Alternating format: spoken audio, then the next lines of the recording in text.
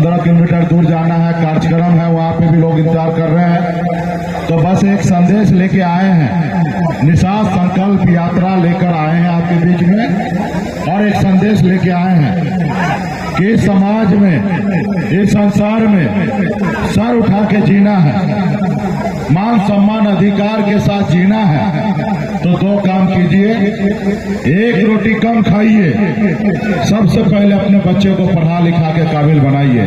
जब तक समाज शिक्षित नहीं होगा तब तक समाज आगे नहीं बढ़ेगा। इसलिए आप अपनी हर जरूरत को कम कीजिए, लेकिन अपने बच्चे को पढ़ा लिखा के काबिल बनाइए। और दूसरा, इस आजाद भारत में आपका जो अधिकार है उसके लिए संघर्ष कीजिए, लड़ाई लड़िए, क्योंकि बाबा साहब भीमराव अम्बेडकर ने आपके लिए, हमारे लिए एक संविधान बना के दिया है, और संविधान में एक हमें ताकत दिया है कि पहले राजा का बेटा राजा बनता था, लेकिन वो संविधान में वोट का ताकत है, लोकतंत्र है, वोट के दम पर राज्य का मुख्यमंत्री और देश का प्रधानमंत्री बनता है। साथियों, इसके लिए आज आपके पास, हमारे पास वोट है, हम उस वोट को सही से इस्तेमाल करें और अपने हक अधिकार के लिए लड़ाई लड़ें। आज बंगाल में निषाद का आरक्षण है, दिल्ली में आरक्षण है एससी का, लेकिन बिहार में हमें ओबीसी में रखा है। अगर हमें एससी का आरक्षण मिल गया होता, अगर हमारे समाज में भी कोई योद्धा होता 30-40 साल पहले, तो लड़ाई में लड़कर समाज को आरक्षण दिला देते, तो आज हमारे समाज में भी कलेक्टर पैदा होता। साथियों, आज यूपी, बिहार, झारखंड, 3 राज्य में जाइए, एक भी निषाद का बेटा, एक भी निषाद का बेटा कलेक्टर नहीं है। अगर लड़ाई लड़ा जाता तो कलेक्टर होता, एसपी होता, दरोगा होता, बीडीओ होता, सीओ होता, डॉक्टर होता, इंजीनियर होता, लेकिन आप और हम लड़ाई नहीं लड़े। इसका दोषी कौन? इसका दोषी तो सरकार भी है, जो पहले सरकार था या आज जिनकी सरकार है, दिल्ली वाले मोदी जी का। और तीसरा गलती आपका और हमारा है कि हम अपने हक अधिकार के लिए लड़ाई नहीं लड़े। साथियों, आज इन्होंने समाज में आके लड़ाई लड़ा, अपना दल बनाया, वो उसका समाज को बल मिला, और जब समाज को बल मिला तो समाज का हर समस्या का हल हुआ। जैसे आदरणीय लालू प्रसाद यादव जी, उन्होंने अपना दल बनाया, जब दल बना तो उनका पार्टी को, उनके जात के लोगों ने उनको साथ दिया, और जब साथ दिया तो उस पार्टी को बल मिला, और बल मिला तो 15 साल बिहार में मुख्यमंत्री रहे और अपने समाज का कल्याण किए, लड़ाई लड़े, उसके हक अधिकार दिए, और आज भी उनका पार्टी चल रहा है, आज भी उनका बेटा डिप्टी सीएम है। अगर हमारे समाज में भी ऐसे योद्धा जन्म लेता तो आज हम लोगों को परेशानी नहीं होना पड़ता। लेकिन आज अगर हम लड़ाई लड़ेंगे, आज अगर हम संघर्ष करेंगे, तो आने वाला समय में हमारा पीढ़ी जो है वो सर उठा के जिएगा और बेहतर जिंदगी जिएगा, जैसे आज लालू प्रसाद जी का बेटा तेजस्वी प्रसाद यादव जी जीता है। इसलिए साथियों, संघर्ष करना पड़ेगा। आज मैं इस मुकाम तक पहुंचा हूं तो मैं भी संघर्ष किया हूं। आज मेरा उम्र 42 साल है, और 42 साल में 24 साल से मैं संघर्ष कर रहा हूं। हम एक गरीब घर में जन्म लिए, पिताजी मछली मारते थे, दादाजी मछली मारते थे, ऐसे ही परिवार में मेरा भी जन्म हुआ। हजारों समस्या को हमने देखा, हजारों तकलीफ को देखा, लेकिन मैंने गरीबी से लड़ाई लड़ा, घर छोड़कर मुंबई गया, अपने घर परिवार को छोड़कर वहां पे संघर्ष किया। मात्र 30 रुपया रोज पर मजदूरी मैं करता था, और 30 रुपया पे मजदूरी करते करते बम्बई जैसे शहर में अपनी कामयाबी का झंडा मैंने गाड़ा। साथियों, उसके बाद लगातार 9 साल से बिहार में हम लड़ाई लड़ रहे हैं।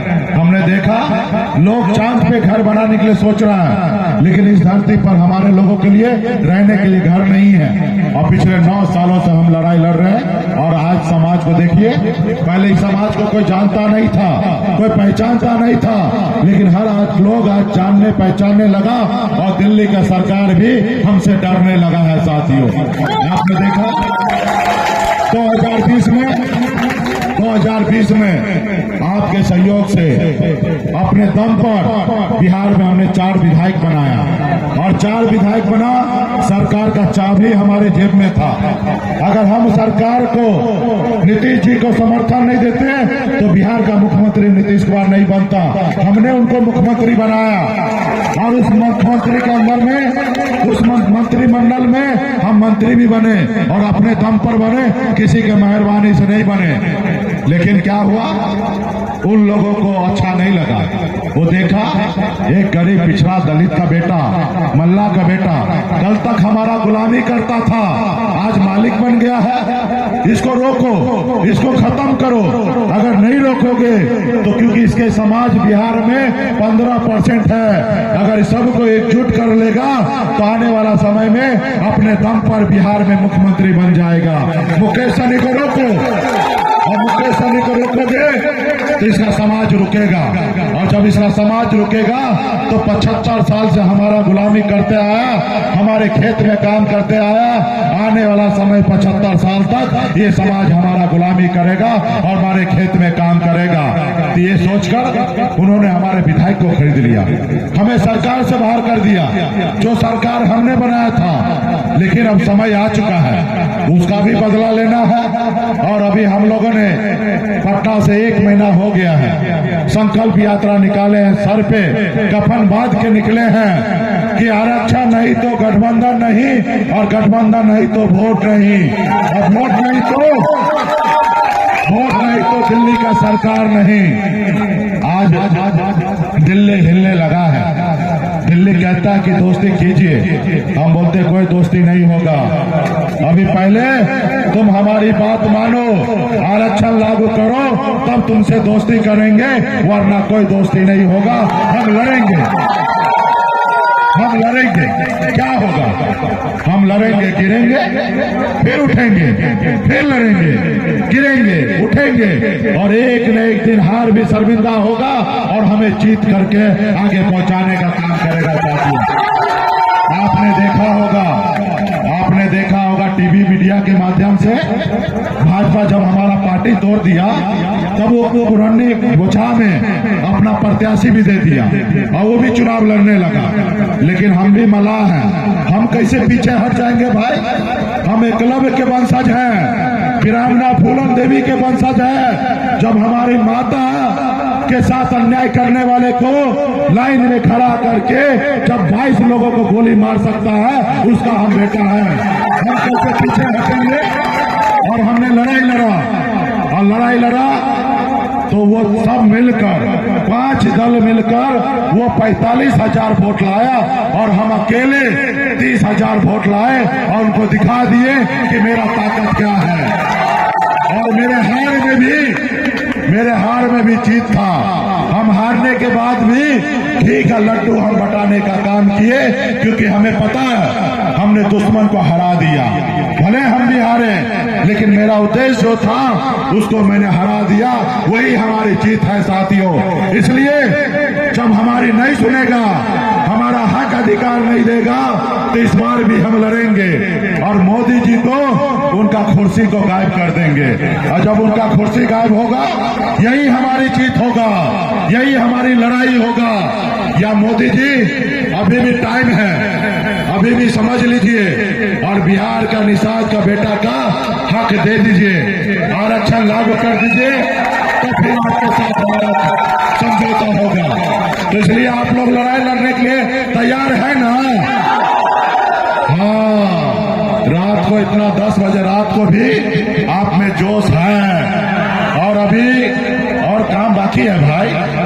अभी मोदी जी सबको लगता है कि ये गरीब मल्ला का बेटा है, चुनाव से पहले चिल्ला रहा थक जाएगा और घर बैठ जाएगा, और जब चुनाव का टाइम आएगा इस समाज को 200 रुपया देंगे और कुछ पिला देंगे और वोट ले लेंगे। उसको ये भरम में है, तो उसको भरम तोड़ना है कि नहीं तोड़ना है? तो भरम कैसे टूटेगा? क्योंकि मोदी जी तो यहाँ है नहीं, यहाँ रहेंगे तब ना उसका भरम टूटेगा। लेकिन उसका भरम तोड़ने के लिए हमारे पास दवाई है। दवाई क्या है? उधर कैमरामैन है, वीडियो कैमरा चल रहा है। और जब आप लोग संकल्प लीजिएगा, हाथ में गंगा जल लेकर तो ये वीडियो बनेगा और ये वीडियो मोदी जी के पास जाएगा।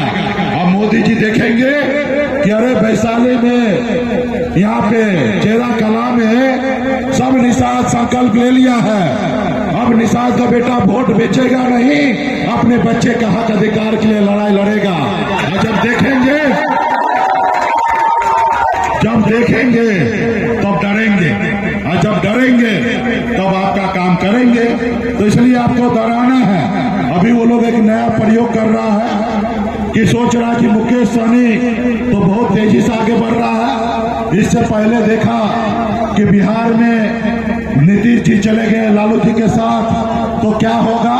तो देखा कि नीतीश एक फैक्टर बन सकता है हमको हराने में। तो नीतीश जी को कमजोर करने के लिए क्या किया, उसी में से कुशवाहा समाज में से एक नेता को निकाल के सम्राट चौधरी को नेता बना दिया और देखा कि नीतीश जी को कमजोर करेंगे। और अभी देखा कि अभी नीतीश कुमार कोई फैक्टर ही नहीं है। अभी बिहार में सबसे बड़ा फैक्टर सनत मल्ला बन गया है। अब सनत मल्ला से कैसे लड़ेंगे, कैसे टकराएंगे? क्योंकि इन लोगों का तो कोई औकात नहीं है हमसे लड़ने का।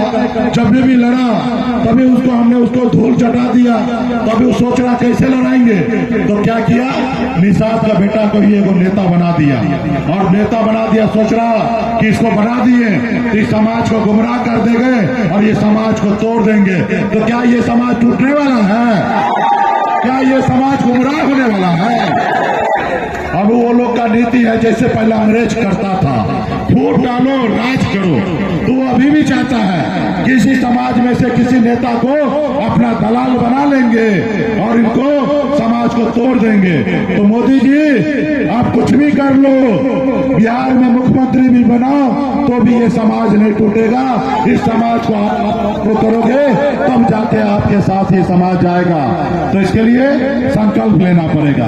तो आप सबके पास गंगा जल होगा, गंगा जल को ढक्कन को खोलिए और जैसे पंडित जी आपको चूरू में देता ना शुद्ध करने के लिए, तो इसे हाथ में लीजिए और हाथ को ऐसे कीजिए, तब वीडियो कैमरा में आएगा। सभी लोग निकालिए गंगा जल।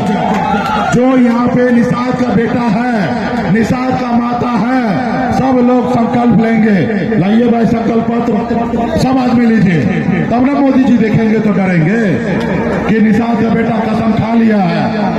मैं बाबा केवल महाराज, भगवान वेद व्यास, प्रभु श्री राम, गौराज निषाद, बाबा अमर सिंह, बाबा काशी, बाबा जय सिंह महाराज, बाबा कारिक महाराज, बाबा कोयला, माता कमला, अमर साई चुपासानी, वीरांगना फूलन देवी और अपने पूर्वज को साक्षी मानकर हाथ में गंगा जल लेकर संकल्प करता हूँ कि अपने समाज और अपने आने वाला पीढ़ी के लिए हर परिस्थिति में संघर्ष करूंगा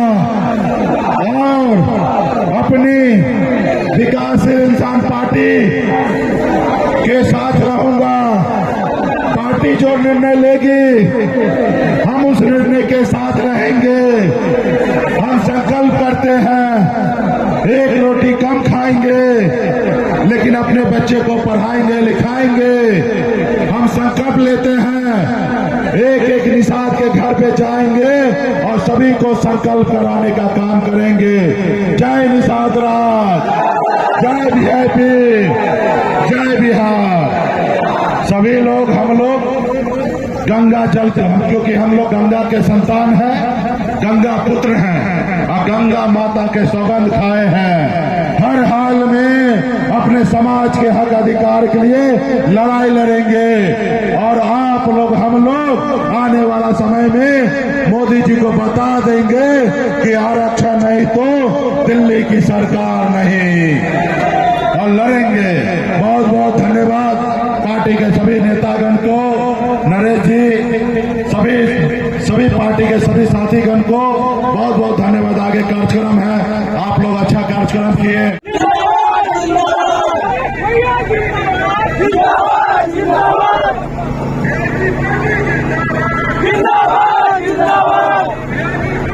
जिंदाबाद